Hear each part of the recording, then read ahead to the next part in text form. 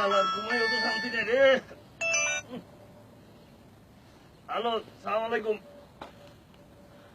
ওকে। আরে বাবারে আমরা কইছি না আমি টেলিফোন আমার সামনে আকাম আমি টাকা পয়সা দিতে পারুম না। শালার পুতের টেলিফোনের গোষ্ঠী শুধু শালার পুতের ঘুমাইও শান্তি নেই। পাড়া প্রতিবেশী যারা আছে সবাই দেনা ফেনা শেষ করতে করতে করতে করতে বিদেশের কোনো শান্তি পেলাম না। শান্তি টেলিফোনের গোষ্ঠী গেলে টেলিফোন দেখতাম না।